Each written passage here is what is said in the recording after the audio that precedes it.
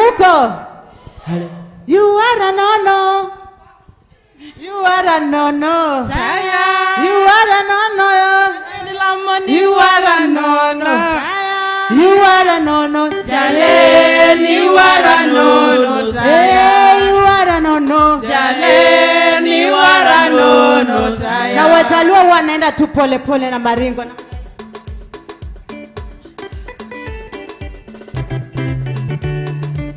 Wapi vigelegele kwa wamama? Wamama wa Yesu.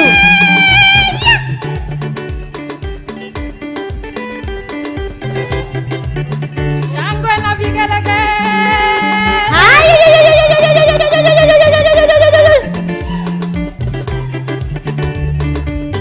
Ni wara nana kwenye wadi lamo ni wara nono. Daya. Ni wara nana kwenye wadi lamo ni wara nono. Daya. Ni wara nono. Daya. You are a no-no. Daya. Ni wara nono. Daya. You are a no-no. Daya. Ni wara nana kwenye wadi lamo ni wara nono. Daya. Wara nana kwenye wadi lamo ni wara nono. Daya. Ni wara nono. Daya. You are a no-no. Daya. Ni wara nono. Daya. You are a no-no. Daya. Ni okangeyo ni masakangeyo kangeyo. Ni okangeyo ni masakangorachi ne okangeyo. Daya. Ni okangeyo. Daya. Jehovah Keyo. Daya. Ni okangeyo. Daya. Jehovah Keyo. Daya. Ni okangeyo. Daya. Jehovah Keyo. Daya. Hallelujah. Yes. Lord Jehovah okulo. Yeah. Okulo Jehovah okulo. Okulo. Jehovah okulo. Okulo Jehovah. Okulo kawono. Okulo. Jehovah Okulo. Okulo kipesa. Okulo. Jehovah Okulo. Okulo kimandu. Okulo. Jehovah Okulo. Okulo kitelo. Okulo. Jehovah Okulo. Omako jajen. Bade rundo rundo rundo. Nyono nyono nyono. Kitende okulo. Hey. Omako jajen. Bade rundo rundo rundo. Nyono nyono nyono. Kitende okulo. Okulo kawono. Okulo. Jehovah Okulo. Okulo kipesa. Okulo. Jehovah Okulo. Okulo kimandu. Okulo. Jehovah Okulo. Okulo kipesa. Okulo. Jehovah Okulo. Omako jajen. Irene runda runda runda.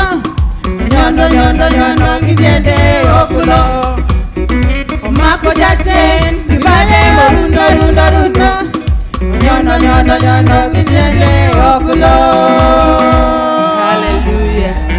Amen. Amen. Amen. Hallelujah.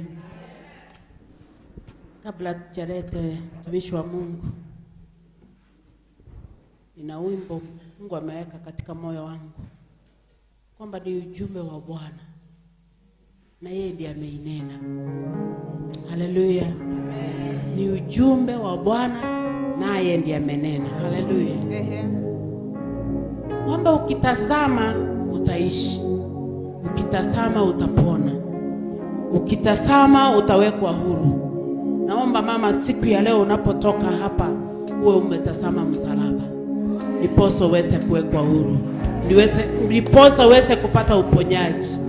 Haleluya. Ndiposa roho ya kiburi kuondoke.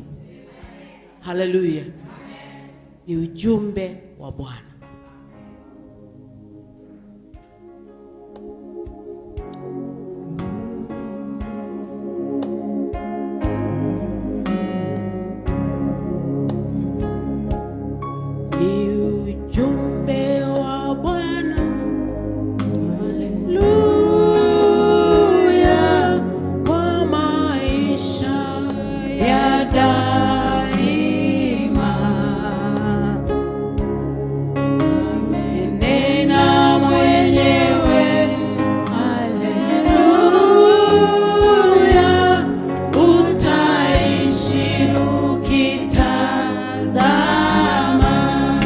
Ni ujumbe wa Bwana, ni ujumbe wa Bwana.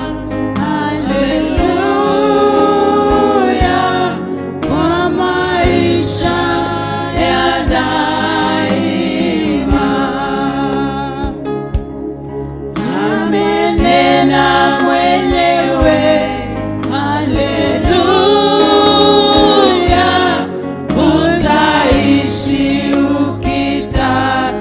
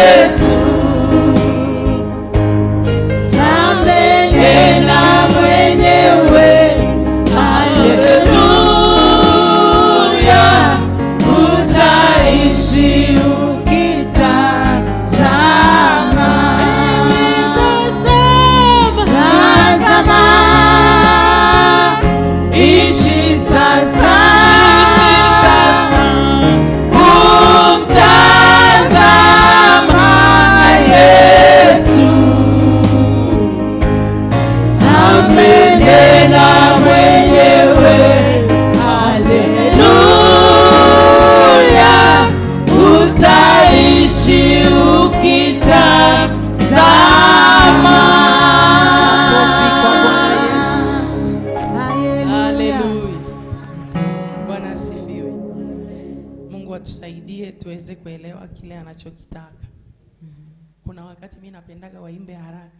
Ni ujumbe wa Bwana, haleluya, wa maisha ya daima. Amenena mwenyewe, haleluya, utaishi ukitazama. Tazama, ishi sasa, umtazama Yesu. Amenena mwenyewe, haleluya, utaishi ukitazama. Ujumbe wa wema, haleluya, nawe shika rafiki yangu. Ni habari ya raha, haleluya, mwenye kuinena ni Mungu. Tazama, ishi sasa, umtazama Yesu. Amenena mwenyewe, haleluya, utaishi ukitazama. Uzima wa daima, haleluya, kwake Yesu utauona. Ukimtazama tu, haleluya, wokovu upweke wa Bwana. Tazama, ishi sasa, umtazama Yesu.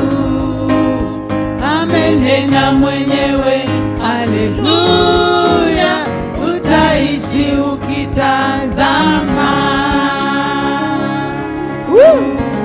Amen.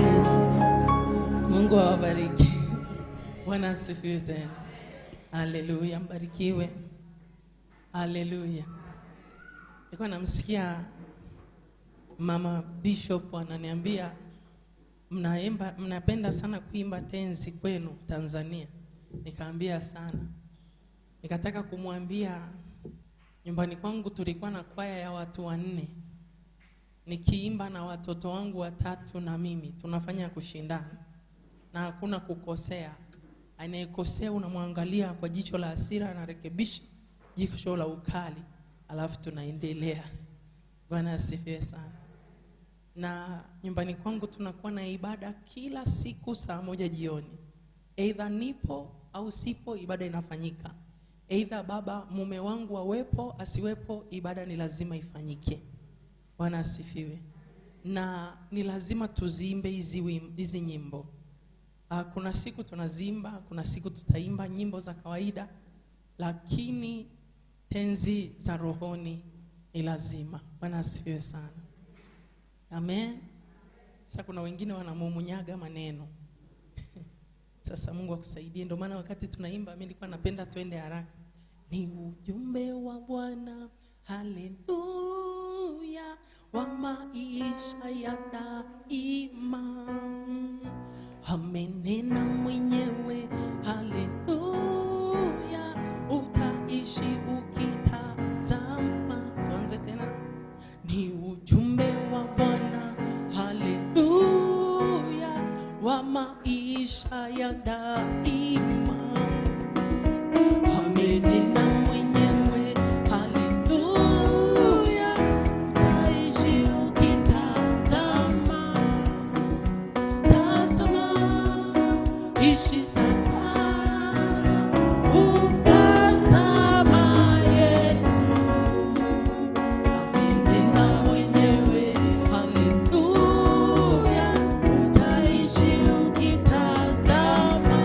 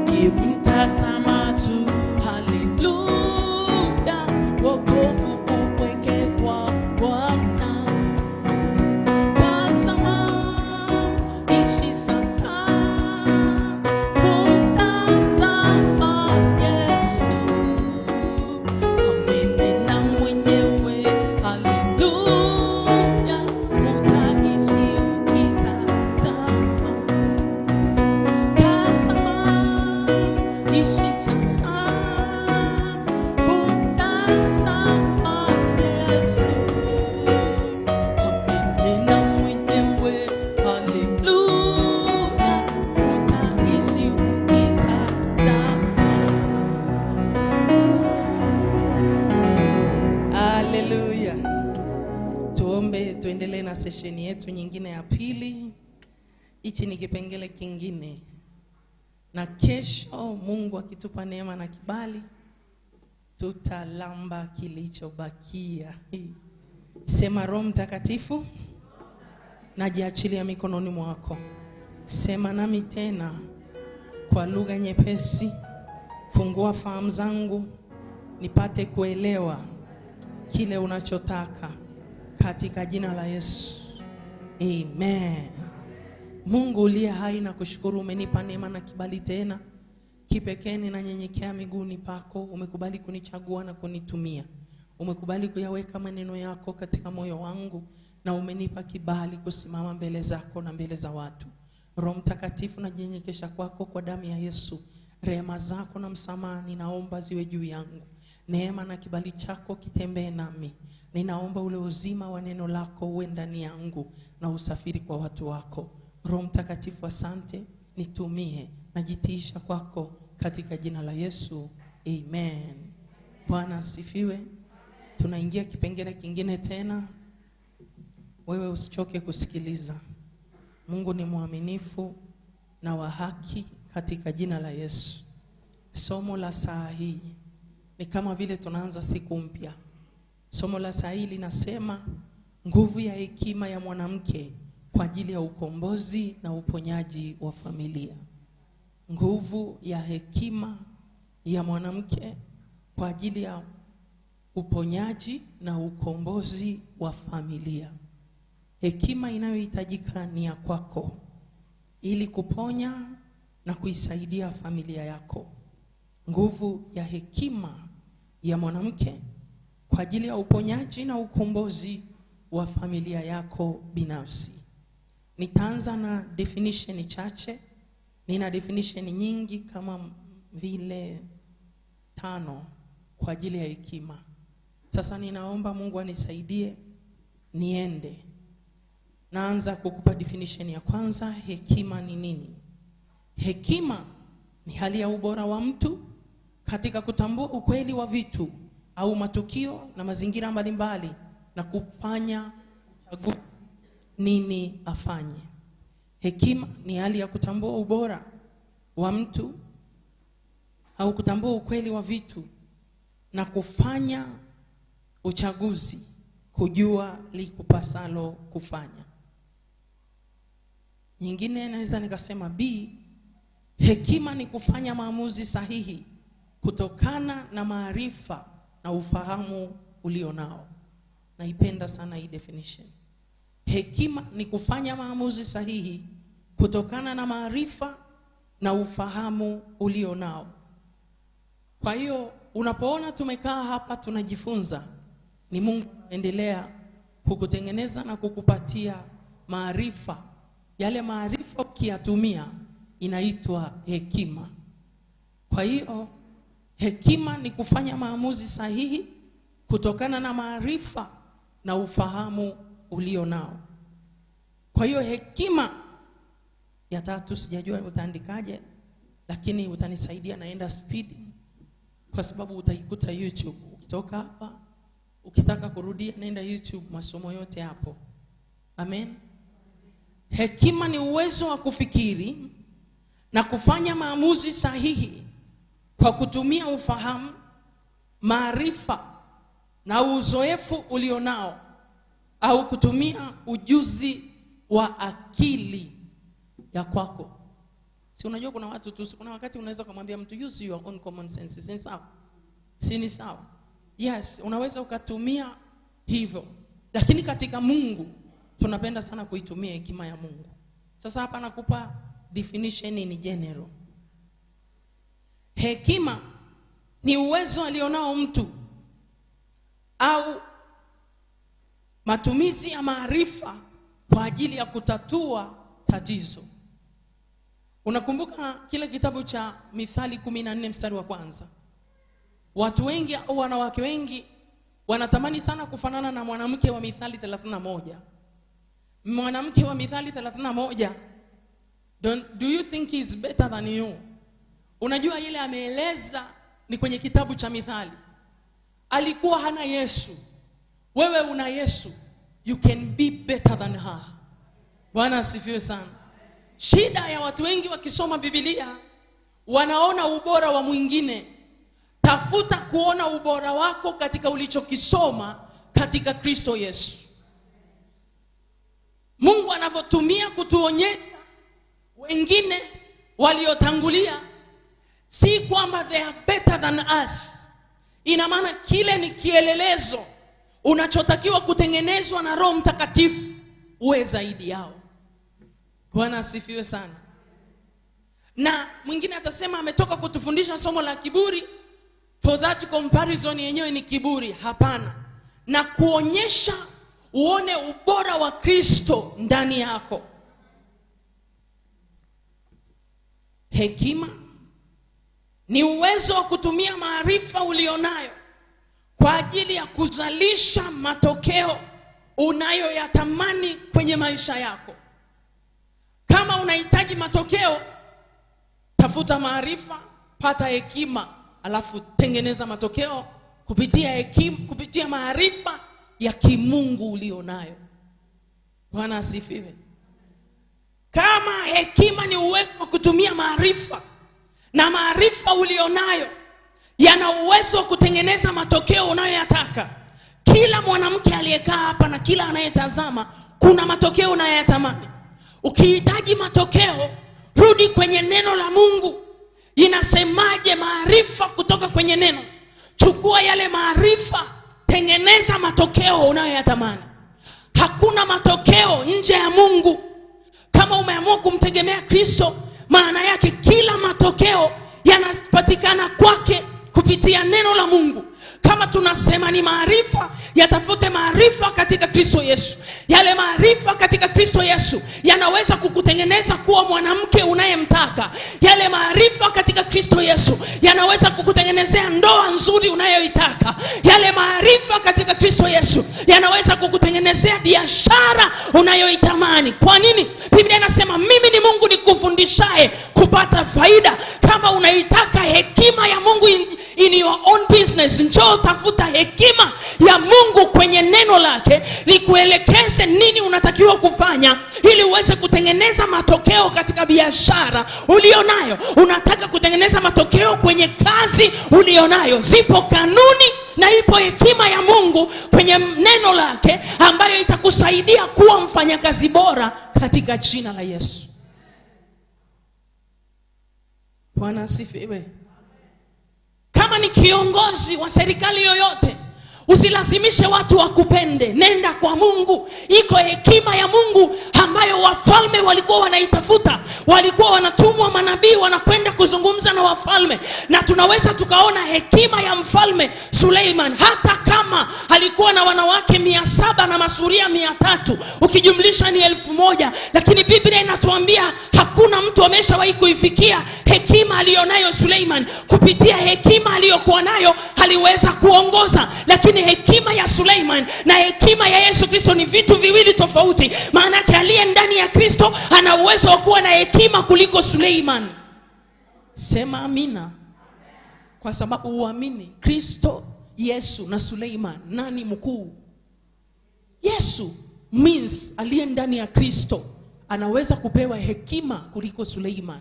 Kwa sababu hekima Suleiman alikuwa nayo, lakini kuna mahali ilishindwa kumsaidia hekima yake. Hekima aliyokuwa nayo ilisaidia wengine, lakini haikumsaidia sana. Ndiyo maana hekima ya Mungu ilimuelekeza kwamba asiache amri na sheria za baba yake. Yeye tu alipoingia kuwa mfalme, Biblia inatuambia alikwenda kwa Wasidoni akachukua mwanamke, na wakati hekima ya Mungu ilimkataza. Usitazame tu ile hekima, aliweza kusaidia wengine.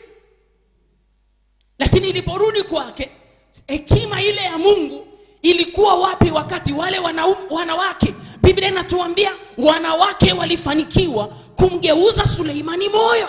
Manake tu pale alipoponyoka na kwenda kuchukua wanawake wengine wengine na kuwahudumia wale wanawake, na wale wanawake wakafanikiwa kujenga madhabahu za miungu migeni, wakati pesa ya Suleiman ndiyo iliyotumika. Na Biblia inatuambia hazina yako ilipo ndipo na moyo wako utakapokuwepo. Maanake zile pesa za Suleiman zilijenga madhabahu, na moyo wa Suleiman ulishikamanishwa kwenye zile madhabahu za miungu migeni. Na kama moyo wake ulishikanishwa na madhabahu za miungu migeni, maana yake hekima ya Mungu iliyokuwa juu yake haikuweza kumsaidia. Na Biblia inatuambiaje hekima ni nini? Hekima ni kuacha uovu. Chanzo cha hekima ni kumcha Bwana. Maana yake ile hekima yake haikumsaidia yeye kumcha Bwana, lakini hekima ya Suleiman ilisaidia wengine. Funguka. Ndio maana eti wewe unaomba hekima kama ya Suleiman. Omba ya Kristo Yesu. Bwana asifiwe. Omba ya Kristo. Unajua mimi nikikwambia than him, kuna watu wanaweza wakakasia. No, I'm telling you, we are better than them. Sisi tuna Yesu. Umeelewa? Biblia inasema hivi, Torati ni kielelezo cha kutupeleka kwa Kristo. Vile vilikuwa ni kielelezo vya kumfunua Kristo ndani yao. But now we don't need those vielelezo sana. Vile vinatufundisha, vituonyeshe kipi tufanye, kipi tusifanye. Lakini saa hii tuna kielelezo kikuu, Roho Mtakatifu anayetulead kwa Kristo. Amen. Kwa hiyo mwanamke, wewe hekima yako inahitajika sana kwa ajili ya kutengeneza matokeo kwenye familia yako.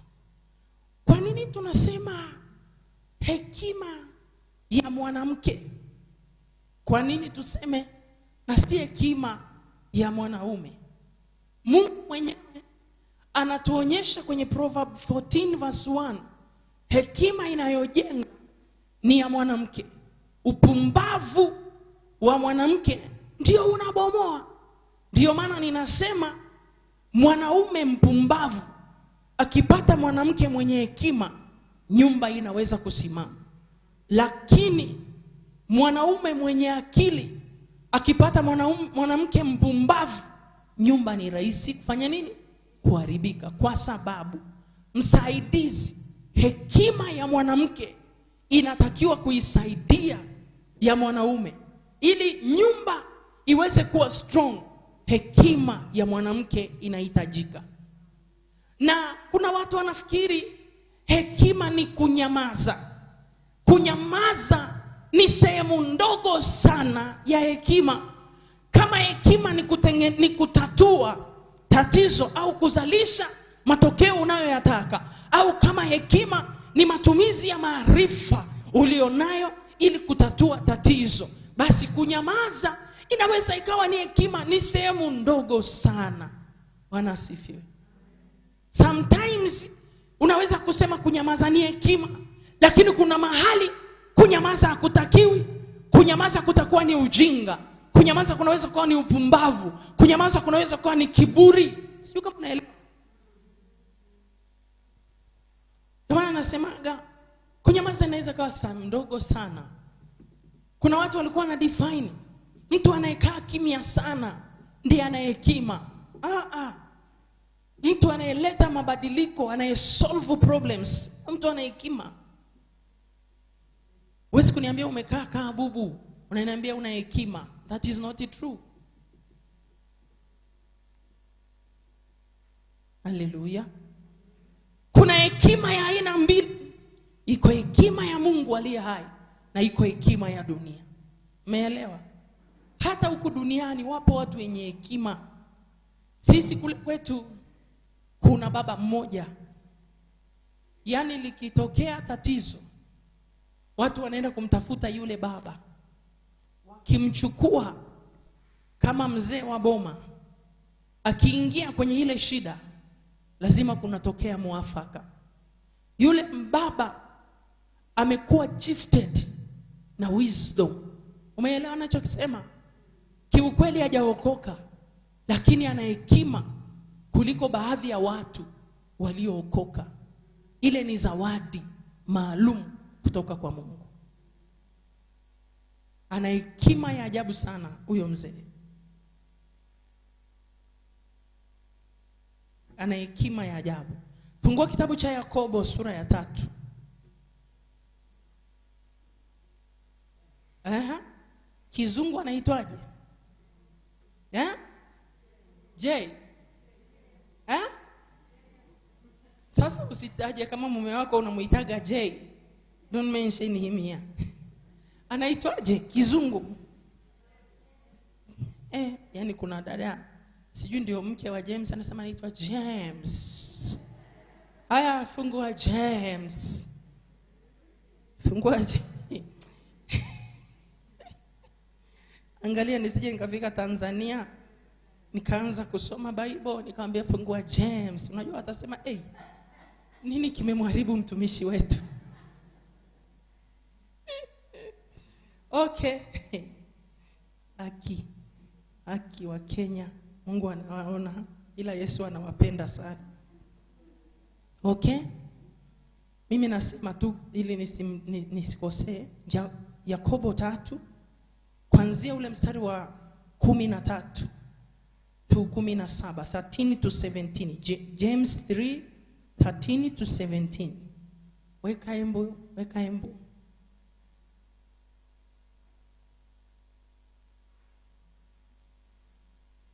Mondo huyo mtu weka neno.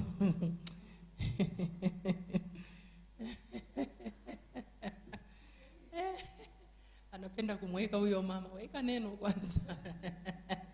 Okay, tusome hapo. Ngoja nisome.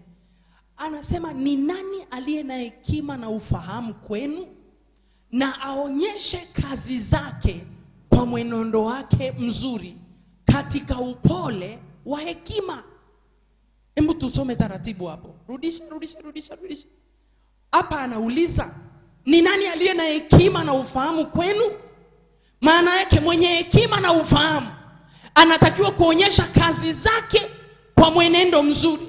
Maana yake hekima na ufahamu zinatengeneza mwenendo mzuri. Huwezi kuwa na hekima na ufahamu ukawa na mwenendo mbaya. Maana yake ni upumbavu kufanya ubaya, au ni ujinga kufanya ubaya. Mwenye hekima atatuonyesha kazi zake na mwenendo wake mzuri. Sema amen. Anasema tena katika upole wa hiyo hekima. Maanake kuna upole usiobeba hekima, lakini upole unaohitajika ni upole uliobeba hekima. Twende mstari unaofuata. Anasema, lakini mkiwa na wivu wenye uchungu na ugomvi mioyoni mwenu, msijisifu wala msiseme uongo juu ya kweli. Wenye wivu mpo? Wenye wivu mpo? Kule kwetu akatokea mama mmoja akasema, mwenye wivu ajinyonge baba, ajinyonge. Kwa hiyo wenye wivu waliambiwa wajinyonge. Sasa mnaishi ya nini?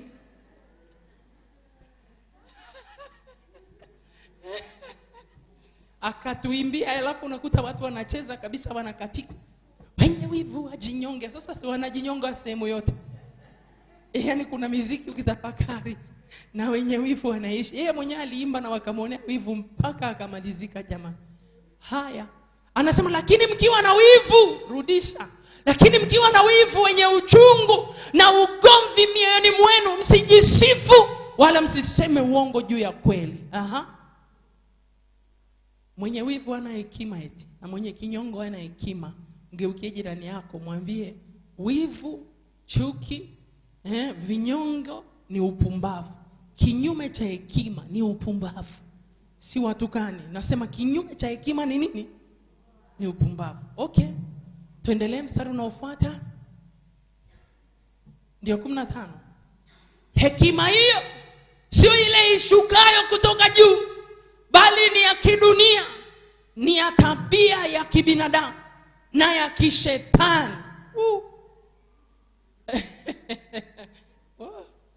Hekima hiyo iliyobeba uchungu.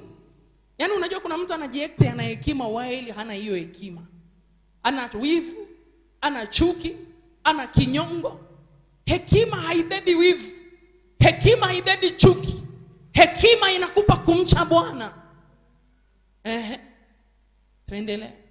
Maana hapo palipo wivu na ugomvi ndipo machafuko na kila tendo baya. Mstari wa 17. Lakini hekima itokayo juu kwanza ni safi. Kwanza ni nini? Ni safi. Tena ni ya amani, ya upole. Hekima kutoka juu iko tayari kusikiliza maneno ya watu. Kwa maana yake, ninyi wanandoa, hata kama mume wako akusikilizi, hana hekima.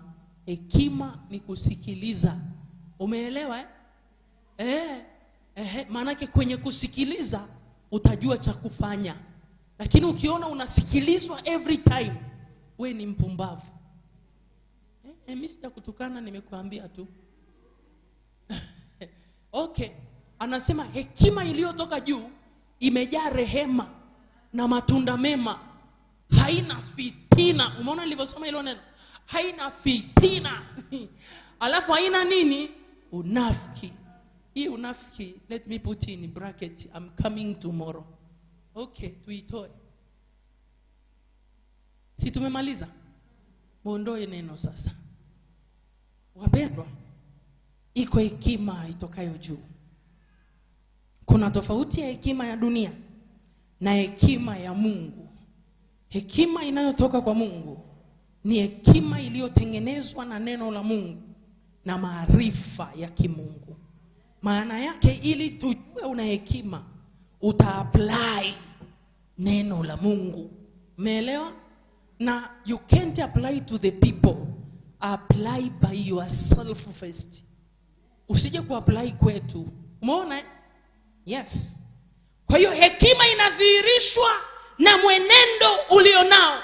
Maana yake mwenendo wako unafunua hekima ulionayo. Kwa hiyo hekima ya dunia ina uwezo kuwa na wivu, ina uwezo kuwa na uchungu, ina uwezo kuwa na ugomvi moyoni. Vile vile ina uwezo wa kusema uongo juu ya kweli. Maana yake wana uwezo wa kupotezea mema wakaamsha mabaya. Kwa hiyo ubaya ukafunika wema. Huo tunauita unafiki. Mnafiki ni nani? Angalia huko, acha kuandika kidogo. Mnafiki ni nani? Mnafiki ni yule anaijua kweli, ni anapindisha kweli. Yaani anajua kweli lakini anajidai ajui nini? Kweli. Umeona?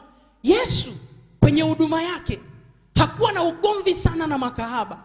Aligundua wanahitaji msamaha tu na kuonyesha upendo wa haki, sio ule upendo wenye uchafu. Kwa hiyo wanafiki walikuwa wamejaa makanisani kwenye kipindi cha Yesu. Ndio maana alikuwa akisimama kanisani anafundisha, anasema enyi waandishi na Mafarisayo. Alafu anamalizia anawaambia wanafiki. Alafu anamalizia neno. Mnafiki anajifanya nje mzuri lakini ndani ana chuki. Mnafiki anaweza kukuonyesha ana upendo lakini ndani anatamani ufe. Mnafiki ana uwezo wa kukuonyesha anafurahia mafanikio yako lakini anatamani anguko lako. Ndiyo maana lazima ujiombee kila itwapo leo.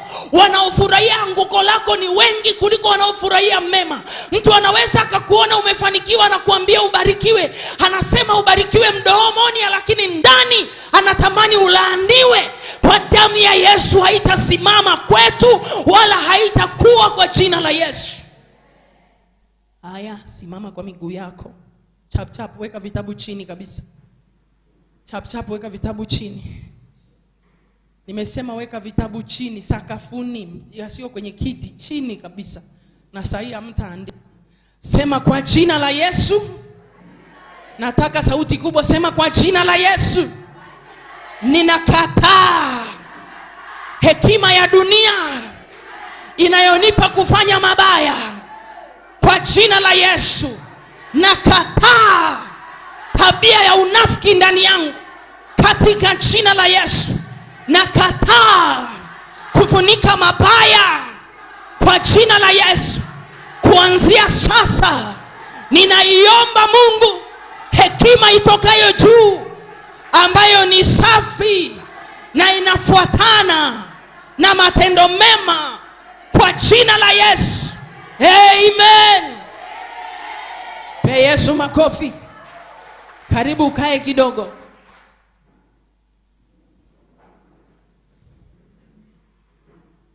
Sema, sitakuwa kama mwandishi na Farisayo. Nakataa unafiki kwa damu ya Yesu. Nakataa kucheka nje, na mdomoni nina chuki. Nakataa kufurahia mabaya ya watu kwa jina la Yesu. Mungu mtakatifu, nipe kufurahia mema ya wengine kwa jina la Yesu. Sema amen. Bwana asifiwe. Kwa hiyo hekima ya dunia, there are so many people wanna act like they have wisdom, but they don't have any wisdom. Hekima itokayo kwa Mungu ni safi. Ni safi. Ndio maana kuna watu wanaweza kujua wakafikiri wana hekima. Zamani nilivyookoka, ikifundishwa hekima, nilikuwa naanza kupata huzuni, kwa sababu nilijua labda sina hekima kulingana na mafundisho yalikuwa yanapita. Wanasema hekima ni kunyamaza kimya. Mtu mwenye hekima ni mpole. Nikijichunguza kuna saa mimi si mpole. Kwa hiyo naweza kutoka kanisani nimejeruhika badala ya furaha. Lakini siku Roho Mtakatifu ananifundisha hekima, ndio siku nilisimama imara. Hekima ya Mungu lazima ikemee dhambi. Hekima ya Mungu inafurahia kweli. Hekima ya Mungu imebeba kweli. Hekima ya Mungu haina unafiki. Hekima ya Mungu haijipendekezi. Na hekima ya Mungu inaheshimu watu. Huwezi kusema mimi siangalii uso wa mzee wala kijana, mimi nakemea. Kuna lugha ya kumkemea mzee. Kuna lugha ya kumkemea kijana. Kuna lugha ya kuzungumza na watoto. Sasa usiniambie kama una dhambi na lugha ya dhambi, acha dhambi. Usiniambie nitumie hekima. Nilikutana na mtu mmoja akaniambia, you know what Florence, sometimes yani wanasema eti you are very rude. You are very rude. Ikifika sehemu mtu ana dhambi, muonyeshe kama ana dhambi, lakini kama vile hana.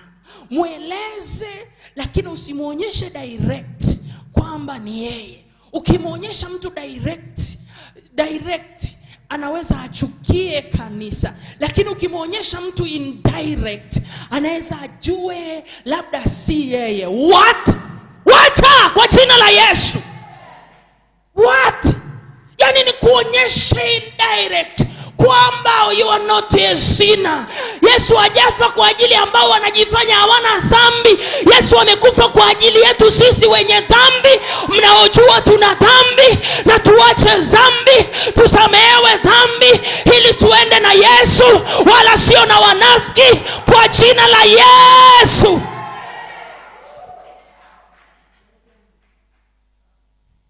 You know what? Unashauriwa. You know what? Wakati unaongea, kuna watu wana position zao. Niko You know what? Unamshauri Masai. Jamani wa Masai wa Kenya, mimi ni mwenzenu. Mimi ni Masai. You know what? When you are speaking, kuna watu wana position zao. So yule mtu ako na position yake, kuna namna anatakiwa aambiwe. Position unatesa nayo watu, wacha kwa jina la Yesu. Eti wanasema, unajua ni hekima mtu ako na position yake, ni executive member. Why don't you find the executive church and you are here with us? executive member, kuna executive mbingu na kuna executive Jehanamu. Mbingu ni moja, hakuna executive. Jehanamu ni moja, hakuna executive. So ukitaka executive preaching, tafuta watumishi executive. Sisi loko tutakwambia tu dhambi ni mbaya and hakuna executive kule. Hey! Sema hey! Mwambie jirani yako, unataka executive ipi? Unataka executive ipi? Mwambie, you know, in this session tuko na mahana rabo wengi, tuko na waheshimiwa.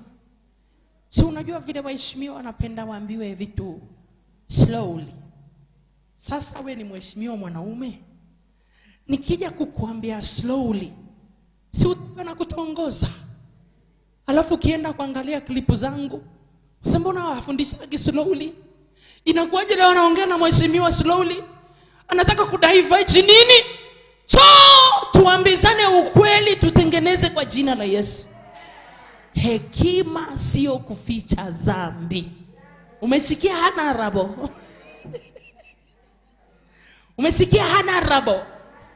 Mwambie mwenzio, umesikia executive?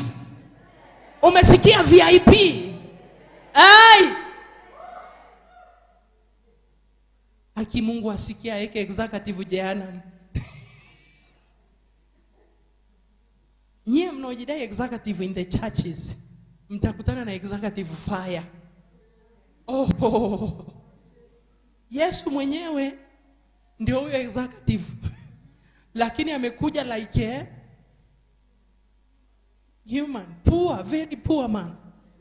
Mungu tusaidie. Hekima ya Mungu chanzo chake ni kumcha Bwana.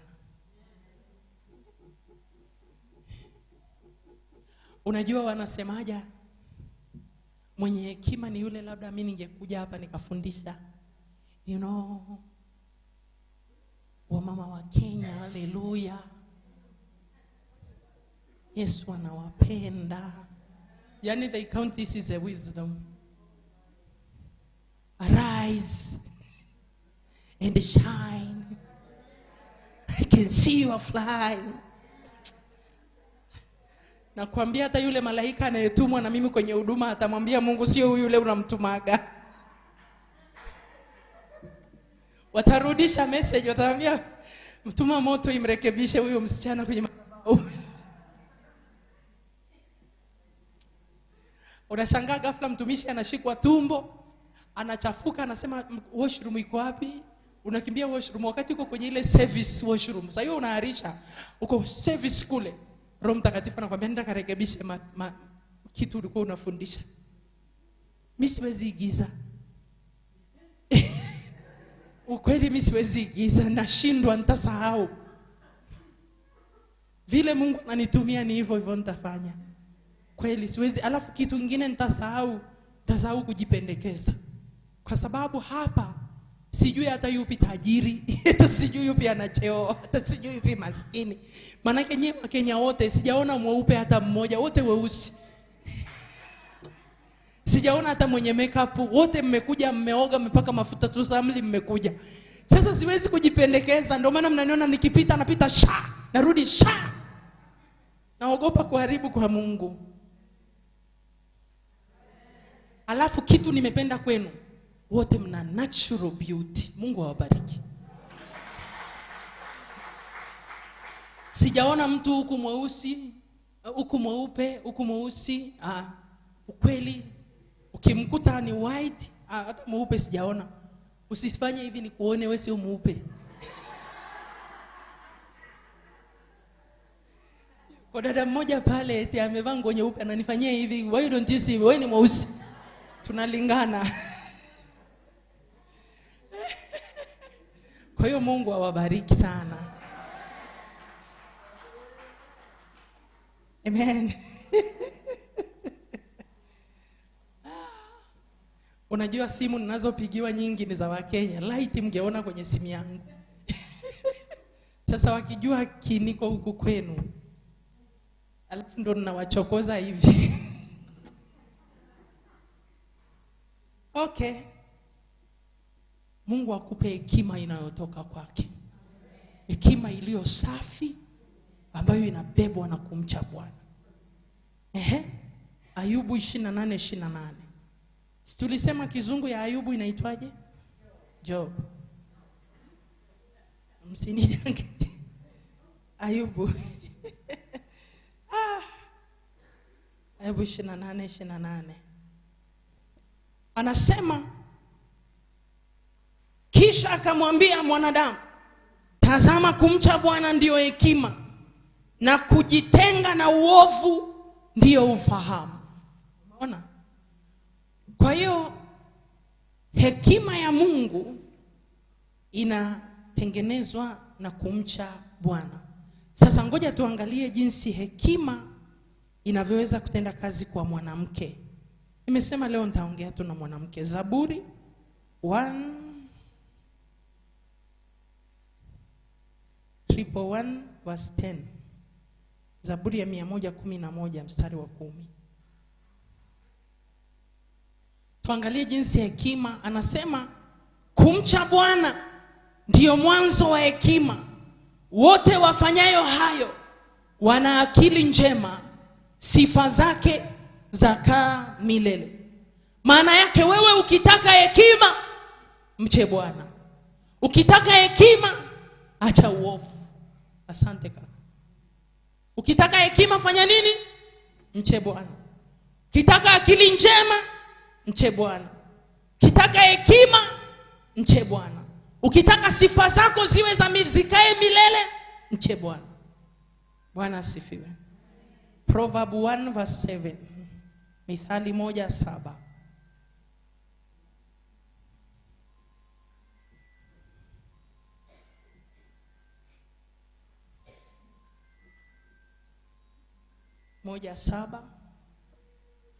Anasema kumcha Bwana ni chanzo cha maarifa, bali wapumbavu hudharau hekima na adabu. Wapumbavu wanasema nini? Wanadharau hekima na adabu. Asante. Maana yake ni mpumbavu tu ndio anadharau hekima ya Mungu. Mpumbavu tu ndio anakataa maarifa.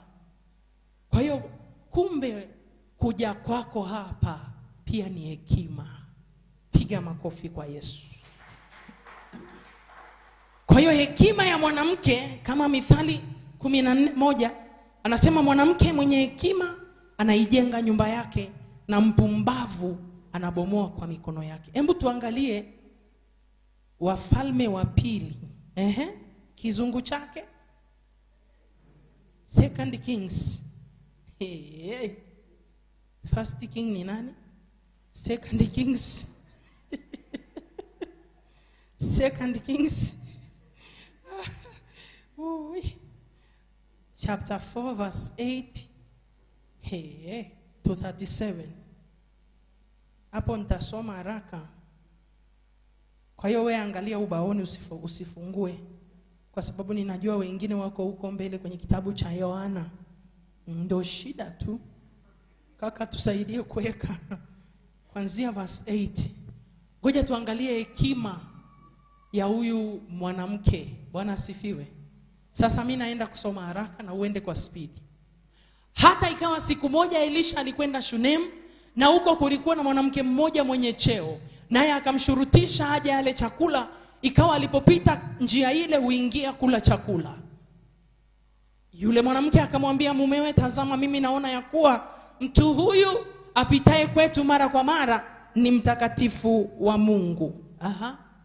Na kuomba tumfanyie chumba kidogo ukutani, na ndani yake tumweke kitanda na meza na kiti na kinara cha taa, itakuwa tujiapo ataingia humo. Ikawa siku moja akafika huko, akaingia katika chumba kile akalala. Akamwambia Gehazi mtumishi wake, mwite yule Mshunami. Na alipokwisha kuitwa akasimama mbele yake. Mstari wangapi huo? 13. Akamuita, Sema naye sasa, tazama wewe umetutunza sana namna hii, utendewe nini basi? Je, uombewe neno kwa mfalme au kwa amiri jeshi? Yule mwanamke akamjibu, mimi nakaa katika watu wangu mwenyewe. Akasema, basi atendewe nini? Gehazi akajibu, hana mwana na mumewe ni mzee. Akamwambia akamuite. Naye alipokwisha kuitwa akasimama mlangoni akasema, panapo wakati huu mwakani utakumbatia mwana. Akasema, la bwana wangu, wewe mtu wa Mungu, usiniambie mimi mjakazi wako uongo. Yule mwanamke akachukua mimba akazaa mtoto mume wakati huo mwakani, kama Elisha alivyomwambia. Hata yule mtoto alipokuwa, ikawa siku moja alitoka kwenda kwa baba yake kwenye wavunao. Akamwambia baba yake, kichwa changu, kichwa changu. Naye akamwambia mtumishi wake, mchukue kwa mamaye. Akamchukua akampeleka kwa mama yake. Ngoja kidogo kwanza. Akamchukua akampeleka kwa mama yake, naye akakaa magotini mwake hata adhuhuri, kisha akafa. Mamaye akapanda juu akamlaza juu ya kitanda cha yule mtu wa Mungu, akamfungia mlango akatoka. Kisha akamuita mumewe akasema, tafadhali uniletee mtu mmoja wa watumishi na punda mmoja, ili nimwendee yule mtu wa Mungu kwa haraka nikarudi tena. Akasema, kwa nini kumwendea leo? Sio mwandamo wa mwezi wala sabato. Akasema, si neno. Akatandika punda akamwambia mtumishi wake, mwendeshe twende mbele, usinipunguzie mwendo nisipokuambia. Basi akaenda akafika kwa yule mtu wa Mungu katika mlima wa Karmeli. Ikawa yule mtu wa Mungu alipomuona kwa mbali akamwambia Gehazi mtumishi wake, tazama Mshunami yule kule. Tafadhali piga mbio sasa kwenda kumlaki, ukamwambie hajambo, mume wako hajambo, mtoto wako jambo. Angalia hekima huyo mwanamke. Akajibu, hawajambo. Naye alipofika kwa yule mtu wa Mungu kilimani, akamshika mguu Gehazi, akakaribia amuondoe. Lakini mtu wa Mungu akamwambia, mwache, maana roho yake ndani yake ina uchungu, na Bwana amenificha wala hakuniambia. Yule mwanamke akasema, je, naliomba mwana kwa bwana wangu, mimi sikusema usinidanganye? Ndipo Elisha akamwambia Gehazi, jikaze viuno, ukachukue fimbo yangu mkononi mwako, ukaende zako. Ukikutana na mtu usimsalimu, na mtu akikusalimu usimjibu. Kaweke fimbo yangu juu ya uso wa mtoto. Na mama yake yule mtoto akasema, kama Bwana aishivyo na roho yako ishivyo, sitakuacha. Basi akaondoka akamfuata. Na Gehazi akatangulia akaiweka ile fimbo juu ya uso wa mtoto, lakini hapakuwa na sauti wala majibu. Basi akarudi ili kumlaki, akamwambia akasema, mtoto wako amka. Basi Elisha alipofika nyumbani, tazama mtoto amekwisha kufa, amelazwa kitandani pake. Basi akaingia ndani, kajifungia mlango yeye na yule mtoto wote wawili, akamuomba Bwana. Kapanda juu ya kitanda, akajilaza juu ya mtoto, akaweka kinywa chake juu ya kinywa chake na macho yake juu ya macho yake na mikono yake juu ya mikono yake, akajinyosha juu yake. Mwili wake yule mtoto ukaanza kupata moto. Kisha akarudi akatembea nyumbani huko na huko, mara moja akapanda akajinyosha juu yake, na yule mtoto akapiga chafya mara 7. Mtoto akafumbua macho yake. Kamuita Gehazi akasema, muite yule Mshunami. Basi akamuita, na alipofika kwake Elisha akasema, haya, chukue mwanao. Ndipo akaingia akamwangukia miguuni, akainama mpaka nchi. Kisha akamchukua mwanawe akatoka. Amen. Yes. Nikwambia acha nisome haraka. Sasa kuja tuichambue hekima ya huyu mwanamke hapa.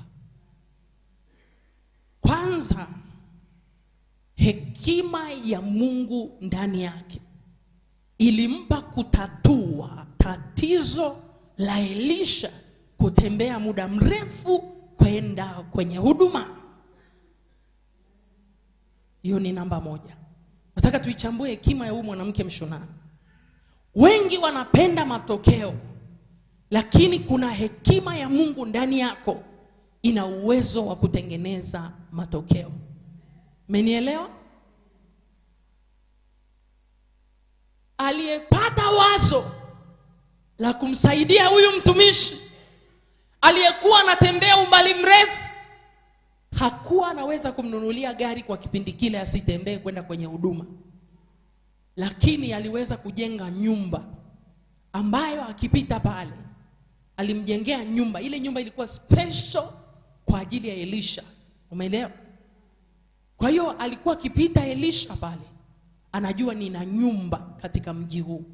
Na ile nyumba haikuwa tena mali ya yule mwanamke, ilikuwa ni mali ya Elisha. Kwa hiyo akifika kwenye huduma lazima afike pale, alale, ale anywe. Na watumishi wengi tukiwa tunakwenda kwenye huduma, kitu cha muhimu kwenye chumba, namba 1 kitanda, namba 2 kiti, namba 3 meza, namba 4 taa. Na ni vyote huyu mama alifanya. Aliweka kitanda kizuri apumzike, meza na kiti kwa ajili ya kusoma pamoja na taa. Umeelewa? Kwa hiyo hicho tu ni hekima ya yule mwanamke kutatua tatizo la Elisha. Kumbuka nimekuambia hekima ni uwezo au maarifa alionayo mtu kwa ajili ya kutatua tatizo. Maanake mwenye hekima hata tatua tu tatizo lake, atatatua na ya wengine. Maanake mwenye hekima ni mtatuzi wa matatizo ya kwake binafsi na ya wengine. Umeelewa? Hiyo ni ya kwanza, nataka tujifunze hapo. Ya pili, huyu mama mtoto wake alipokufa hakupiga yowe, hakupiga nduru. Nyie mnaita nduru hajapiga nduru. Maana hekima ya Mungu inamwambia inawezekana. Hekima ya Mungu inamwambia inawezekana. Na nataka nikuonyeshe hekima ya mwanamke ilivyo na nguvu. Yule baba alivyoona mtoto anaumwa, aligundua hawezi kutatua hilo tatizo. Mtoto amekuwa naye shambani, akawaambia watumishi, mpeleke kwa mama yake. Maana yake mwenye suluhisho la mtoto ni mama. Piga makofi kwa Yesu.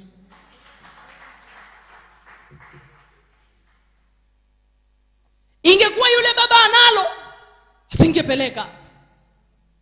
Kwa hiyo alipeleka kwa mama.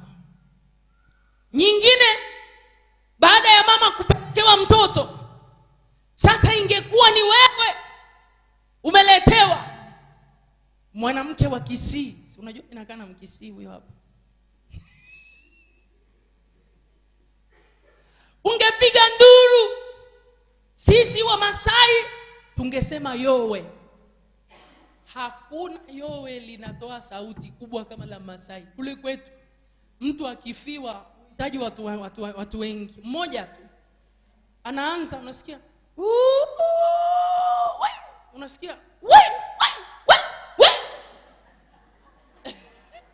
yani moja inapiga 3 mbele. Unasikia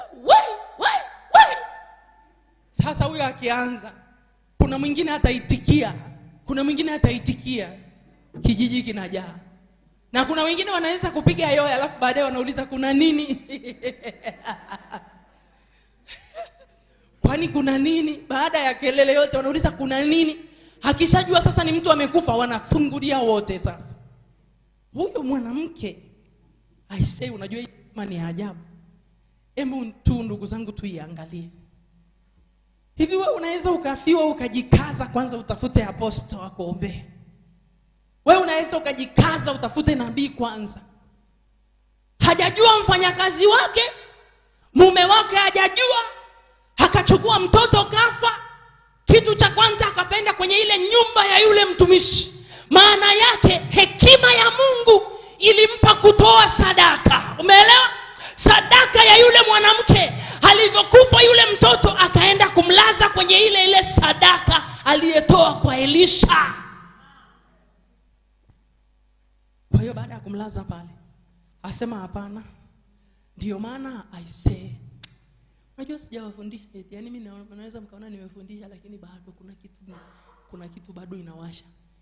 Unajua Biblia inasema kwenye kile kitabu cha Zaburi 118 mstari wa 27, anasema hivyo, ifungeni sadaka kwa kamba pembeni mwa madhabahu.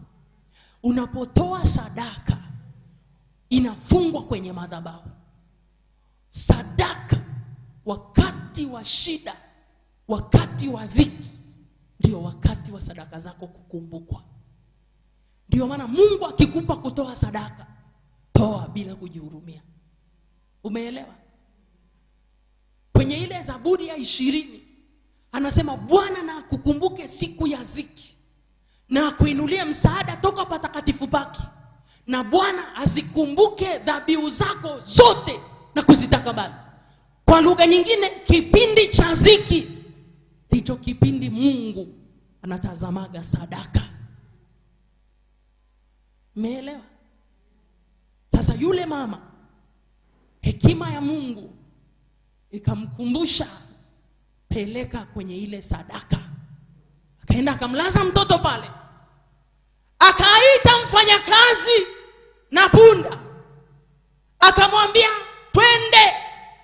Wakaenda, alafu akamwambia usinipunguzie mwendo paka nikuambie.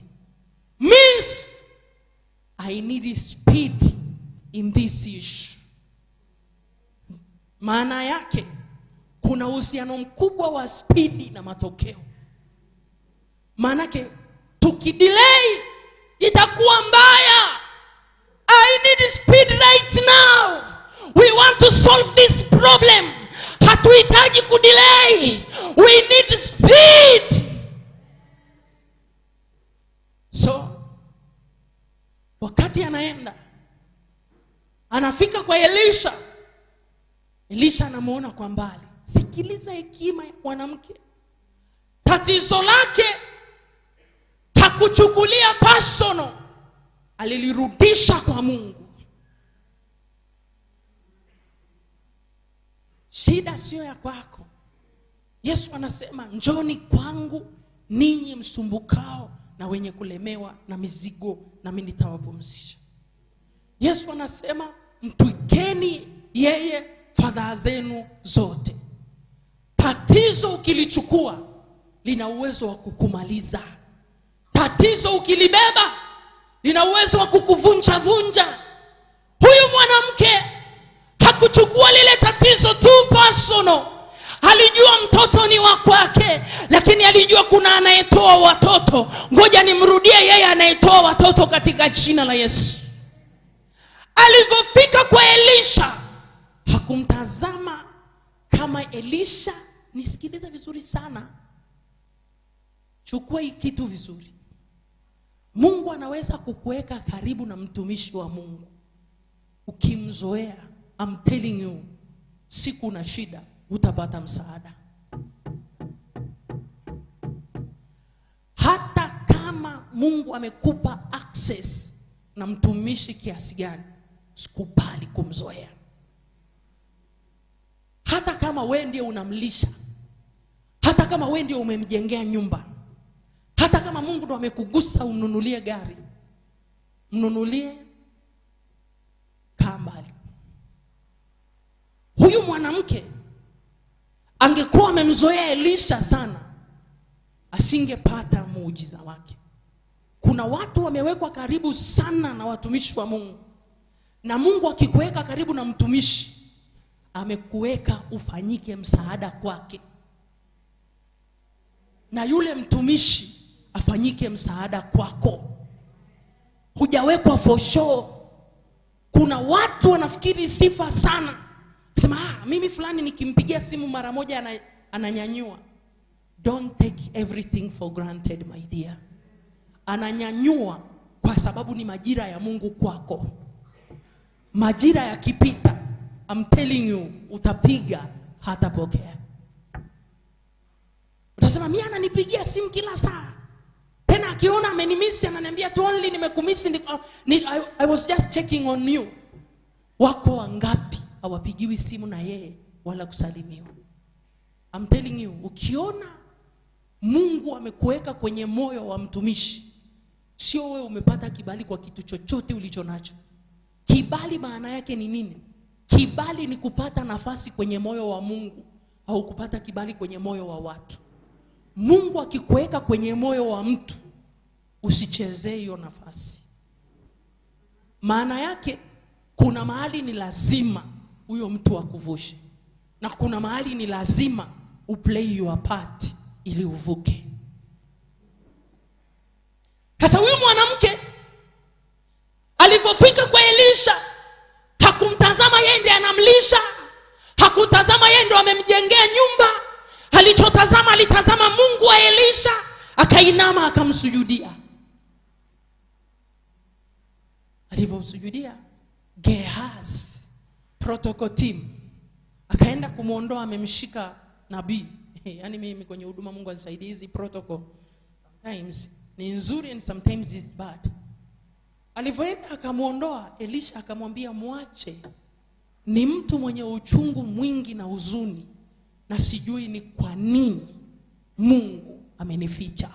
Maana yake Mungu akikuweka na mtumishi wake, kuna vitu vyako vingi atavifunua kwake. Na ukiona pia kwa nini afunuliwi, sometimes there is something wrong there. Umeelewa? Kwa hiyo ina maana alikuwa anafunuliwa vitu vya huyu mwanamke. Kwa hiyo alivyoona akasema sijui kwa nini Mungu amenificha. Amenificha hili. Maana yake mengine alifunuliwa, lakini hili Mungu kamficha. Sasa huyu mwanamke alivyofika kwa Elisha hakumlaumu, alipiga magoti. Na pale pale instruction ikaja. Elisha alifikiri majira yale ni ya kumtuma Gehazi. Kuna majira si ya kutuma mtu, yanamhitaji mtumishi mwenyewe aliyewekwa kwenye maisha yako aweze kukuhudumia. Ndio maana punguza kutangatanga. Usichukue watumishi kama vocha. Una namba ya mtumishi huyu, una namba ya mtumishi huyu, una namba ya mtumishi huyu. Unaweza ukawa na namba ya watumishi 30 kwenye simu na umewazoea wote, lakini kuna mmoja wa kwako amefichwa na umjui. Na si kazi hata umheshimu, na si kazi hata umthamini. Na hapa ndio shida. Na utakuta huyu mtu anapeleka sadaka kila mahali, kumbe kwa yule aliyekusudiwa wa kwako ndio anatakiwa umpe sadaka ufunguke. Yaani kwenye issue za kiroho ziko very sensitive. Usipeleke sadaka mahali kwa sababu tu unampenda mtu.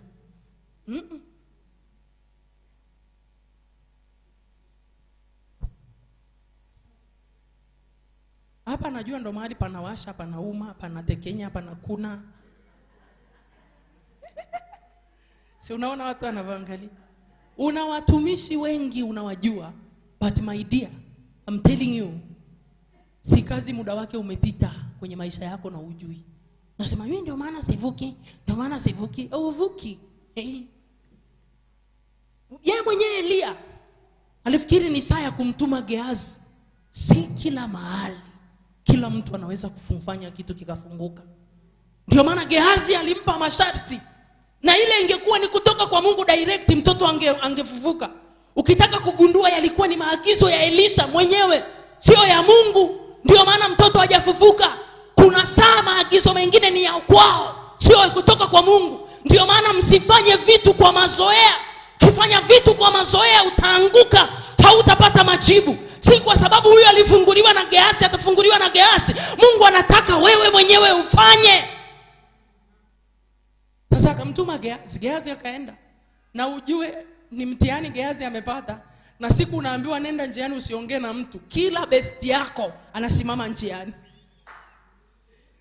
Yaani ile sheria ilikuwa ni ya Elisha.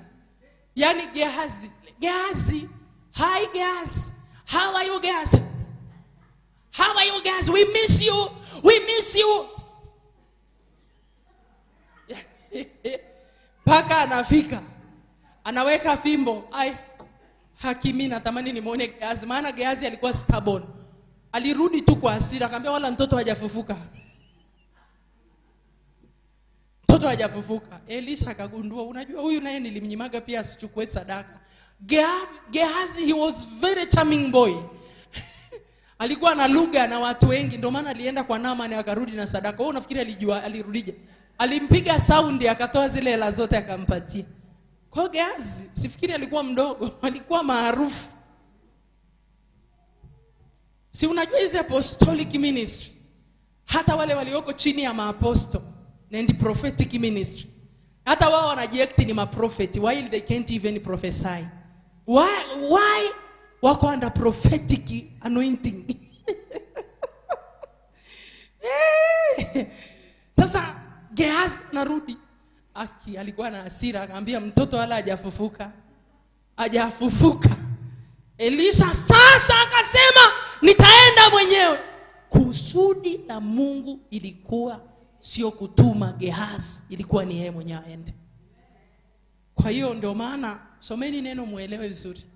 Kuna mahali ni vya wanadamu, kuna mahali ni cha Mungu. Kwa hiyo alivyoenda Elisha, kaenda kajinyoosha juu ya mtoto. Alafu na yule mtoto naye, bwana, ile roho ya mtoto sijui ilikuwa imeshafika mbinguni. Mungu akasema siirudishi. Akatoka alivyojinyoosha.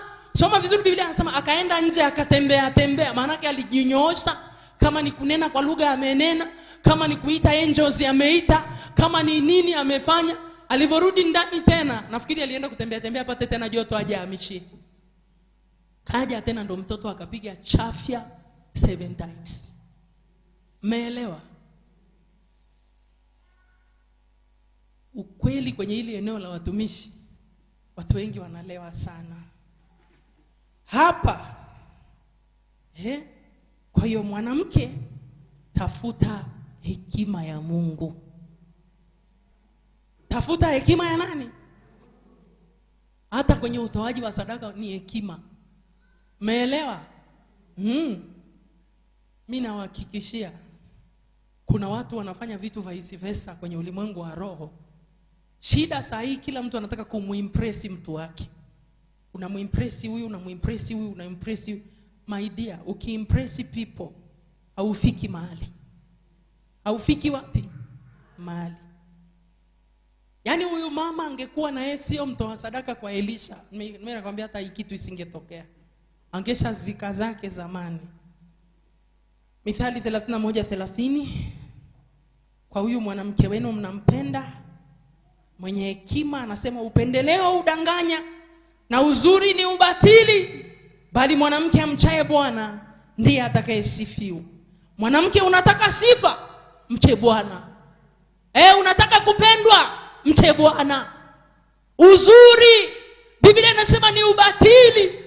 Uzuri wa nje haumvutii Mungu, unavutia watu wachache sana. Sema amina. Mbona unaniangalia vibaya? Kwani mimi nimekuambia uwe hivyo?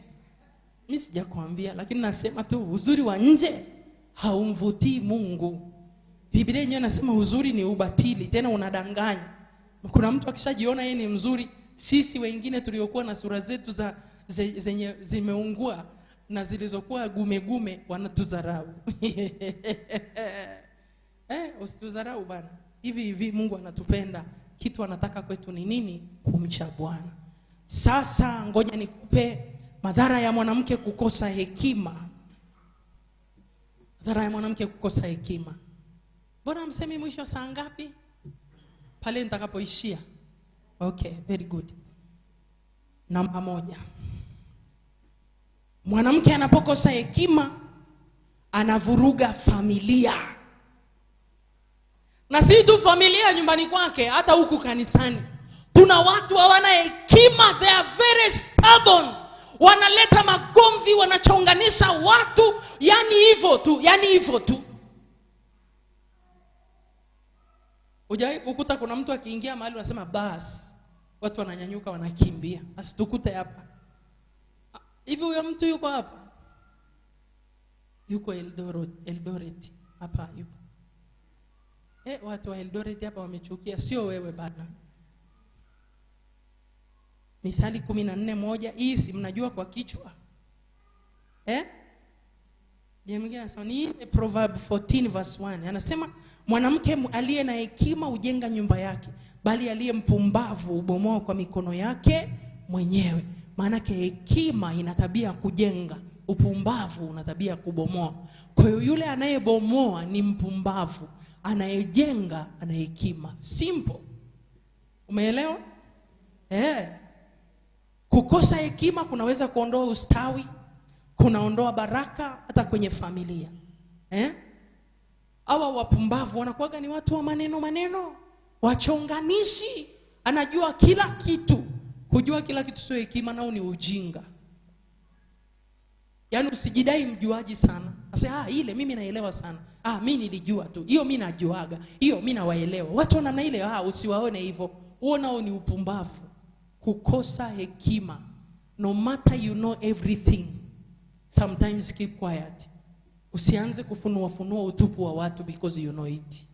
Si ni sawa? Ni hekima kuficha hata na madhaifu ya watu. Ni upumbavu kufunua aibu ya mtu. Kuna watu wanapenda kufunua aibu za watu sana. Hakuna kitu kibaya na kigumu kama kufunua aibu ya mtu. Usipende kumwaibisha mtu wala kumdhalilisha mtu. Hicho ni kitu kibaya sana kwenye maisha. Na sikiliza nikuambie, hata kama unataka kuinuka, usimharibie mtu ndio uinuke. Kuna watu wengi sana wanapenda kuharibia mtu ili ainuke. Usichafue jina la mtu ili jina lako liwe zuri. Usipende kugandamiza watu. Mungu akikupa nafasi, usigandamize watu. Usitake kuinuka kwa machozi ya watu. Unapoenda kuumiza watu ili we ukae juu, hakika yale machozi yatakufuata. Machozi yatakufuata. Unapomwaibisha mtu we upate heshima, hakika ile heshima ni ya kitambo, ile aibu itarudi. Usifanye hivyo. Usifanye hivyo. Usifanye hivyo. Namba 2, mwanamke kukosa hekima kunamfanya afanye maamuzi mabaya. Maamuzi nini? Hebu tumuone mwanamke mwenzetu mmoja, mwakilishi wetu. Mwambie jirani yako, mwakilishi wetu, ambaye alifanya maamuzi mabaya. Unajua tunaye wawakilishi eti wabaya tu kwenye Biblia wengi. Niliona kule kwetu. Sasa mimi na tabia kuangaliaga saa nyingine nikiona matukio. Kuna mama mmoja, sijui alimfumania mume wake, kama mliona ilitokea huko kwetu. Alafu akamsubiri mume wake amelala, hajamsaka msaizi kweli. Alingoa ile mashine yote. Alafu akaenda kutupa kwa ng'ombe. Mlisikia hiyo? Alafu akarudi kulala. Baba anaamka anakuta alifanyiwa operation. Nikarudi kwenda kwenye comment kusoma pale. Nikakuta wanawake wengine wamejibu hivi. Anasema huyu ametuwakilisha vyema, tumfanye awe mwenyekiti wa wanawake. Lakini nilijua wanawake ni wakatili. Mwingine akaandika akasema, njoo unisaidie kukata na hii huko.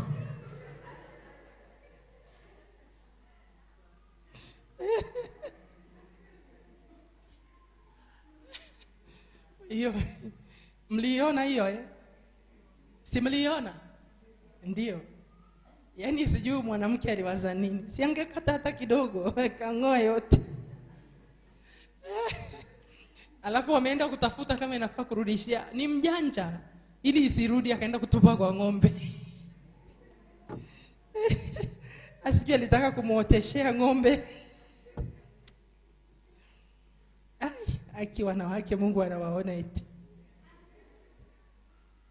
Nikajiuliza, nikasema kwani alikuwa anawaza nini? Si angemuunguza hata angempiga vibao. Au angemwacha tu. Si unajua angemwacha? Aligundua akasema tukose wote. Kwa hiyo akasema, nikarudi kwenye comment nikasoma. Wakasema, huyu tumfanye mwenyekiti wa wanawake. Kwa hiyo alitakiwa kuwa mwenyekiti wa wanawake wote. Mwakilishi. Sasa ngoja tumwangalie huyu mwakilishi wa wanawake wajinga.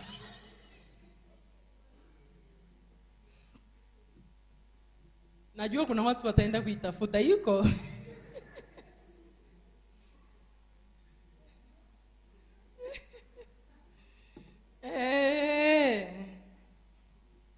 Ayubu 2 kuanzia mstari wa 7 mpaka wa 10.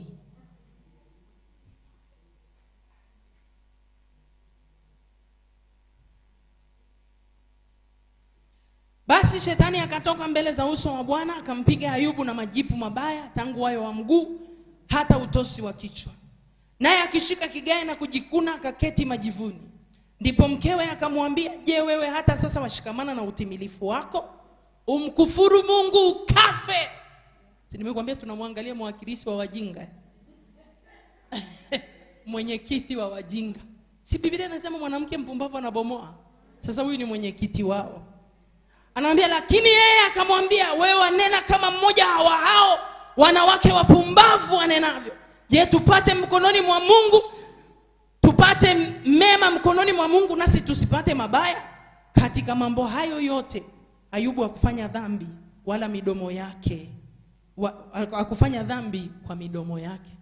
Jamani, si ni mwenyekiti huyu mama? Yaani ameona mume wake ana shida, akagundua huyu mtu kinachomshikilia ni Mungu, na atakayemuondoa ni nani? Ni Mungu. Sasa akaona ni bora awe mjane kuliko akae na mwanaume mgonjwa. Nisikilize mama, nikwambie. Nisikilize mwanamke ukiwa hapa. Mume wako akipata shida ni wa kwako. Unatakiwa uishi naye, umsaidie mpaka afike mwisho wa hilo tatizo. Usimwache mwanaume kwa sababu alikuwa na uwezo eti amefilisika. Hapana. Ule ndio muda wako wa kuonyesha upendo wako kwa mume wako. Kuna watu amekaa na mume, alimpenda mume akiwa na pesa sana. Mume alikuwa na provide everything. Hata gari ulilonalo labda alikununulia. Amefanya kila kitu kwenye familia, nyumba mnayoishi amejenga. Eti amefilisika tu, au biashara zimeenda vibaya, au wengine hata sio biashara, ni kazi imeisha, mkataba umeisha. Na kwa sababu kazi imeisha, jamani, kupata kazi ni kazi. Sijui kama mnaelewa ninachokisema. Kupata kazi ukiwa kazini ni rahisi, lakini kupata kazi ukiwa mtaani ni ngumu. Kwa sababu hana kazi, usiwe kama mke wa Ayubu. Yeye alimwambia mkufuru Mungu ili ufe. Hapana. Huo ndio wakati wako wa kuonyesha upendo wako na unyenyekevu wako. Na hichi ni kipimo kutoka kwa Mungu mwenyewe. Kwa sababu kuna saa Mungu anaruhusu. Huwezi jua na huyo mwanaume naye Mungu anamnyenyekesha. Kwa hiyo usiwe sababu ya njia yake kuwa ngumu tena. Bwana asifiwe. Usiwe sababu. Kuna mwingine anaweza akamkuta mume wake anaangalia TV. Na siku hizi si unajua hatuweki sana kulipa DSTV, tunaweka tu, unaweza mkanunua mkaweka wifi. Anamwambia, unaangalia umelipia, unajua gharama yake. Kazi yako kula na kunywa. Sasa kwani mbona ya kwako mwanzo ilikuwa ni kula na kunywa? Let him enjoy bwana. Let him enjoy. Tena mpige awe soft, aendelee kuvutia. Sema amina. Sasa usinikasirike kama una roho ngumu. Tunza wa kwako. Na mwingine anamwambia, si ukajishughulishe kama wale wengine wanajishughulisha. Mbona mwanzo walikuwa wanajishughulisha, wengine walikuwa wajishughulisha, ulikuwa usemi? So mwanaume akikosa pesa, sio wakati wako wa kulipiza kisasi na kumnyanyasa. Ficha aibu yake, ficha utupu wake, ficha hata ndugu zake wasijue hana kazi au hana hela. Sio unakuja kusema, unajua mimi ndio baba, mimi ndio mama, kila kitu nafanya. Wewe ni baba, wewe ni mama, una nyonyo, una tumbo la kuzaa, umezaa, hauna ile kitu.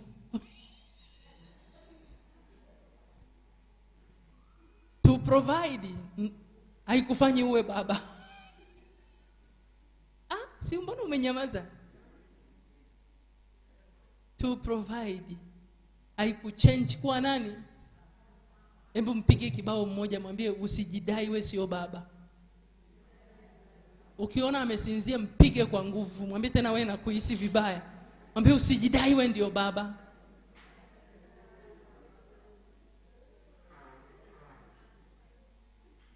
Bwana asifiwe. Nisikilize niwaambie.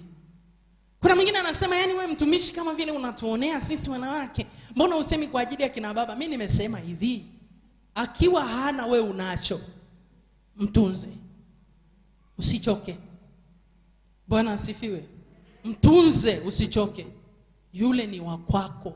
Biblia inasema utamwacha baba yako na mama yako, utaambatana na nani? Na mkewe. Ambatana naye akiwa hana, ambatana naye akiwa hanacho. Amina. Na ninyi akina baba, kwa jina la Yesu, ngoja niongee nao wako anatazama.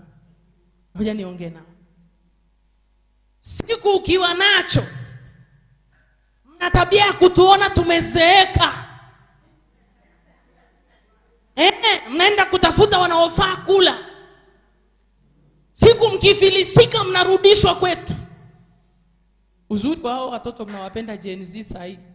Hawapendi mtu ambaye ana hela, anawapenda wenye hela. Na hawajui ni magoti ya mke wako yamekupa hiyo hela. Kufunga kwa mke wako kumekupa hiyo hela. Mke wako amelia kwa Mungu kapata hiyo hela. So mtunze huyo mwanamke vizuri.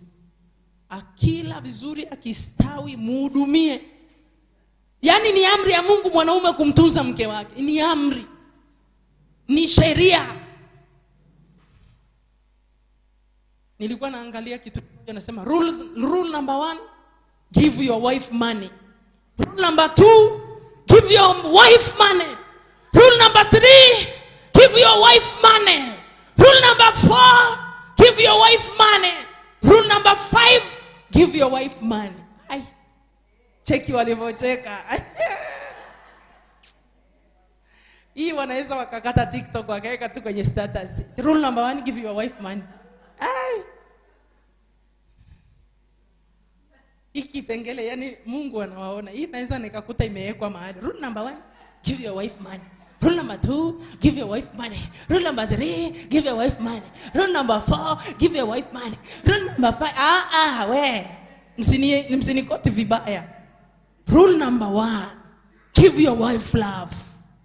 Love contain everything. Everything.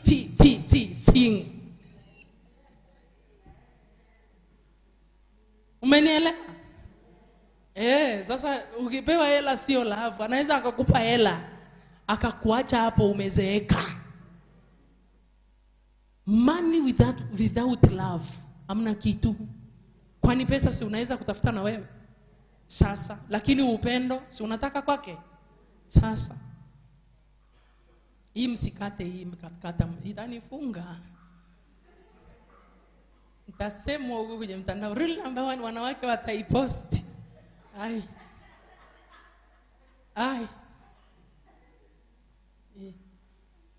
Bwana atusaidie. Lakini unajua watu wengi ni wavivu kwenda YouTube kuangalia somo la masaa mawili. Ila hii wakipata tu kule kwenye mitandao wataitumia hata hii sauti yangu. Rule number 1, give your wife money. Lakini hawajui 2 hours tumejifunza nini. Si ni sawa? Yes, alafu mbaya inaweza ikanichafua huko. Mungu atusaidie. Uzuri nina watu wenye hekima wanaonitengenezea. Hawarushi mpaka mimi nirushe. Lakini ukienda kanisa zingine kuna mtu unakaa hapo anaandika dakika ngapi, baadaye anaenda anakata mwenyewe. Huku najua Kenya hawapo. Mungu atusaidie. Bwana asifiwe sana. Kwa hiyo huyu mwanamke alijua kabisa huyu akifa tatizo limeisha. Usimfanyie hivyo mume wako. Amina. Hekima yako inahitajika sana kwenye shida kuliko kwenye raha. Umesikia mwanamke? Hekima yako inahitajika sana wakati wa matatizo kuliko wakati wa nini? Namba 3, mwanamke akikosa hekima, migogoro isiyoisha kwenye familia inamfanya akimbiwe. Mume kutafuta nafuu nje. Muulize jirani yako, kajaenda kutafuta mahali pa kupumzika kweli? Nasikia wanawake wafanya, ukishasikia tu kuisha. Yaani ukisikia mwanamke anafanya kuisha, hiyo ni ya kwake. Hatuhitaji kujua zaidi. Ukikosa hekima, anaenda kutafuta pa kupumzikia. Kuna mwanamke ukiingia tu unasikia, leo umewahi kuna shida gani? Umefukuzwa ulipotoka? Yaani kuna mtu anaweza akamuuliza, leo umewahi? Akija umetoka kwa hao wanawake zako. Sasa hata kazi kazini kwake hana wanawake wengi. Lakini ameingia hata hajapumzika umempa neno. Hajakaa vizuri umempa ingine. Unampelekea chakula unamwambia ule vizuri. Hii tabia kumwaga na kunichafulia nyumba ikome. Hamna mtu ananisaidia kusafisha. Hii mgongo yenyewe imechoka ndio nasafisha. Alafu wewe ukila unachafua. Akienda kule nje ikimwagikia unasikia daddy you don't know how to chill. Anafutwa zile ndevu ambazo anyoi. Unasikia daddy ngoja nikufute kidogo inachafua ndevu. Akila tena ikimwagiwa sweetheart wewe nyumbani unamhitaji ile jina yetu ya Kikisi. Unasikia wewe baba ikoje hiyo? Ukoje? Akifika kule unasikia daddy unajua like you can't see your spoon anaambiwa vizuri like you can't see your spoon you can't see your mouth. I know you can't see your mouth. Let me help you sweetheart. Let me help you sweetheart. Let me help you. You know why I'm here? I'm here to help you to eat well eat well analishwa. Alafu akija kwa huyu Mkikuyu unaambia unataka nikulisha umekuwa mtoto?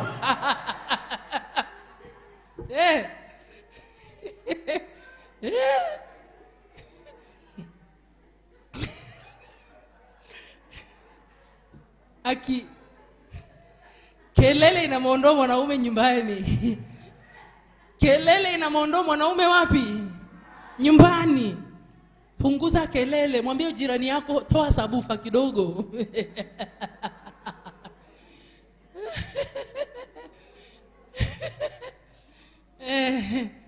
Akirudi tena na kuna wanawake anasikia ni akija amechelewa saa ngapi, saa hiyo saa 5 usiku saa 6. Nasikia wewe unamgongea nani sai? Rudi ulipotoka. Na anaaka kule anamwambia in case of nikirudishwa na yule madhe usiache kunifungulia mlango. Anatoa kabisa kule angalizo. Na akija anachelewa kusudi urudishe. Nani arudi kwenye raha? Ameacha raha aache kurudi. Si amekuja tu kujionyesha kwako. Maana alijua tu kelele itamrudisha. Na wakati unamwambia rudi ulipotoka sasa afadhali nikamalizie. Anaenda kumalizia alipoishia. Umeelewa? Mwambie jirani punguza kelele. Wanaume hawapendi kelele. Wanaume hawapendi nini? Kelele. Lakini kuna wanawake hapa they are too stiff in their house. Acheki. Hata siku ile baba akimchekesha usikia niaje wewe? Usiniguse mimi kwani mimi ni mtoto. Cheka na mume wako.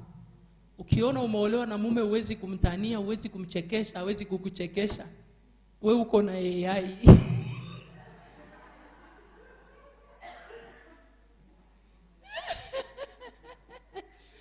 Bwana asifiwe. Wakoko mnachekaga naye? Kuna mmoja anasema yule hatajui utani. Unatakiwa ukiwepo nyumbani julikane upo nyumbani, ukiondoka nyumbani julikane haupo. Sema nyumbani. Haleluya wanawake.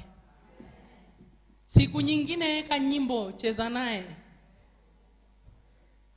Unamwambia Mr. Today is a dancing day. Today is a dancing nini? Unamwambia hii muziki naweka tucheze. Kuna ile nyimbo zetu tulikuwa tunacheza zamani Tanzania. Sijui nini kijana wa Nairobi. Si mnajua? Hebu imba 1 2 3. Zilizopendwa, wewe mwenyewe ni zilipendwa, cheza hizo. Au ukiona asikii, si unasema si tumeokoka zile kwa nyumba haziko, weka ile muziki. Si mnampenda Mama Rose Muhando? Weka muziki afu mwambie baba, nibebe, nibembeleze. Unamwambia ukuje sasa. Sasa shida iko hivi. Usikute wewe ni mkubwa alafu yule baba ni mdogo. Tamuua.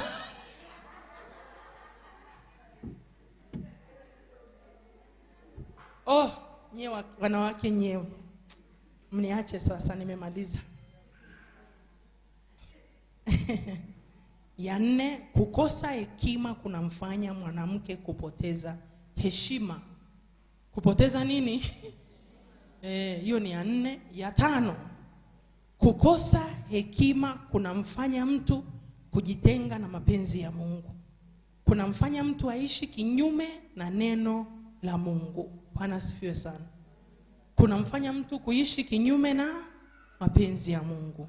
Weka Zaburi ya 86:11. Nimeshacheka, inatosha. Zaburi 86:1.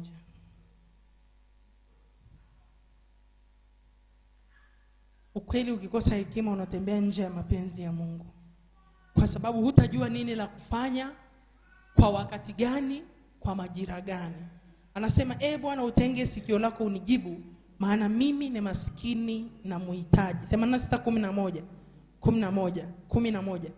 Bwana unifundishe njia zako, nitakwenda katika kweli yako. Moyo wangu na ufurahi kulicha jina lako. Bwana asifiwe. Jibu la kukosa hekima ni kuomba nini? Sema kuomba hekima. James chapter 1 verse 5. Hapo ndo tunamaliza sasa. Yakobo 1:5. Anasema, lakini mtu wa kwenu akipungukiwa na hekima, naombe dua kwenu kwa Mungu awapaye wote kwa ukarimu, wala akemei, naye atapewa. Kumbe kupungukiwa hekima ni sio shida. Shida ni kukataa kuiomba nini? Hekima. Simama, ukiwa umekaa weka vitu vyako vyote chini. Nyanyua mikono juu. Sema, Mungu uliye hai, kwa damu ya Yesu. Mungu uliye hai. Kuna watu hawaongei, hawafanyi chochote, tena wananishangaa. Haya, simama wote.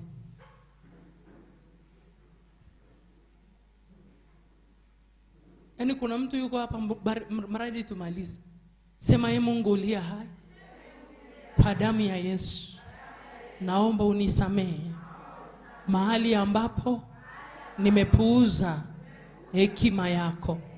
Nisamehe Mungu, nilipoishi kama mpumbavu, nilipobomoa nyumba yangu kwa kukosa hekima.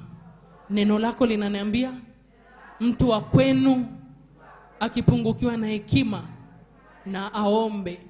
Mchana wa leo naomba hekima yako juu yangu tena, kwa jina la Yesu. Amen. Mpe Yesu makofi. Ni ujumbe wa Bwana. Haleluya. Yuko wapi yule kijana? Ngoja niimbe mimi haraka haraka, inaimba hivi. Ni ujumbe wa Bwana, haleluya, wa maisha ya daima. Amenena mwenyewe, haleluya, utaishi ukitazama. Tazama, ishi sasa kumtazama Yesu. Amenena mwenyewe, haleluya, utaishi ukitazama. Haraka haraka. Ni ujumbe wa wema, haleluya, nawe shika rafiki yangu. Ni habari ya raha, haleluya, mwenye kuinena ni turudie ubeti wa pili. Ni ujumbe wa wema, haleluya, nawe shika rafiki yangu. Ni habari ya raha, haleluya, mwenye kuinena ni tazama, ishi sasa kumtazama Yesu. Amenena mwenyewe, haleluya,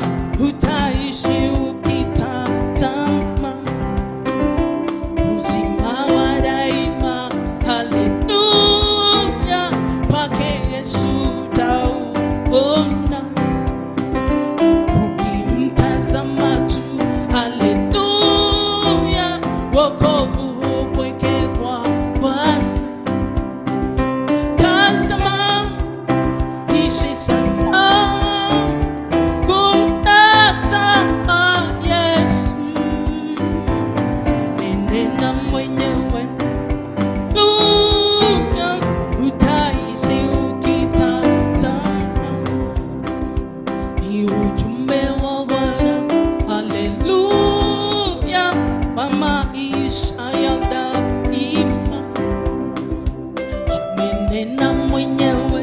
Haleluya, utaishi ukitazama. Tazama, ishi sasa, kumtazama Yesu. Amenena